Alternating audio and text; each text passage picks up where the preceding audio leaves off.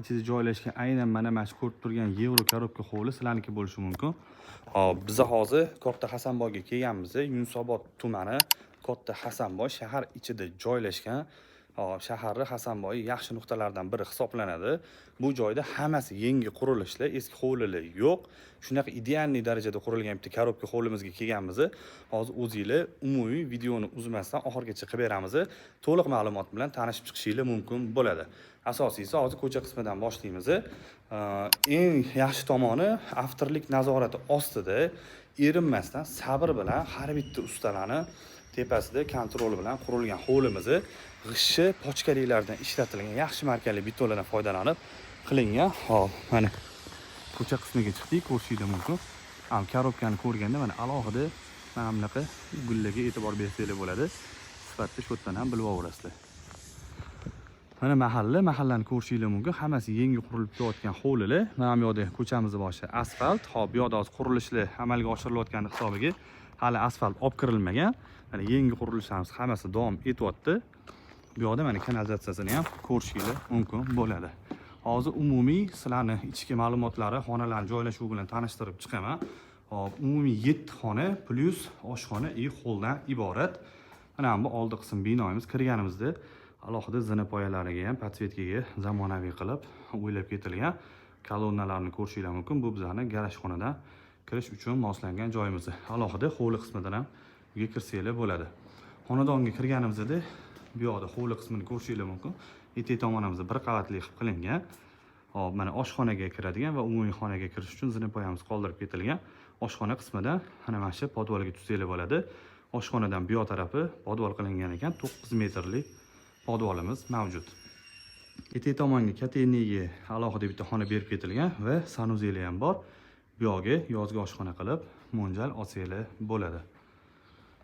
Bu yoqdan birinchi qavatga kiradigan bo'lsak, birinchi qavatga kirganimizda mana o'ng qo'limiz mehmonxona. Umumiy obzori mana shoshmasdan akkuratlik ko'rsataman. Olgan odam oldindan tushuncha hosil qilish uchun mana gullarga e'tibor beringlar. Bitta ikkita. Bu yoq bizning mehmonxonamiz ko'cha qismiga qaragan. Oynalarni ham katta qilib yorug' qilib qoldirib ketishgan. Hozir mana tabiiy holatda ham uyga qanaqa yorug'lik kirayotganini ko'rsanglar bo'ladi. Bu bizning tepaga chiqish uchun zina poyamiz 2 va mansarda qismiga ham alohida zina quyilgan ekan. Bu yoq qismimiz oshxona, o'sha boya aytib o'tganim, podvalga tushish uchun faqat oshxonaning o'zidan zina poya qoldirib ketgan ekanlar. Oshxonamizni ham juda uzun qilib qoldirilgan. Bu yoqda bemalol mebellarni joylab foydalansanglar bo'ladi. Uyga yetadigan darajada kattalikda. Bu bo'lsa bizning bitta qo'shimcha mana xonamiz va uning yonida yana bitta zapasxona qoldirib ketilgan. Buni yotoqxonami foydalansanglar bo'ladi. Sababi o'zining yonida sanuzeli ham joylab ketilgan. Ikkinchi qavatga ko'tarilamiz. Ikkinchi qavatda asosan o'zi yotoqxonalar beriladi. Hop, bu yerda sotib oladigan odam o'zi yotoqxonalarni xolisi ofis, xolisi kutubxona, xolisi namozxona yoki bilmayman, o'zi xohlagan nima imkoniyati bo'lsa foydalansa bo'ladi. Ko'p farzandli oilalar bo'ladigan bo'lsa, ular uchun ham juda qulay, sababi xonadan bu yerda muammo yo'q. Ikkinchi qavatga ko'tarilganimizda mana ko'ryapsizlar. Bu yoqda mehmonxonaning ustiga shunaqa katta xona tushirilgan.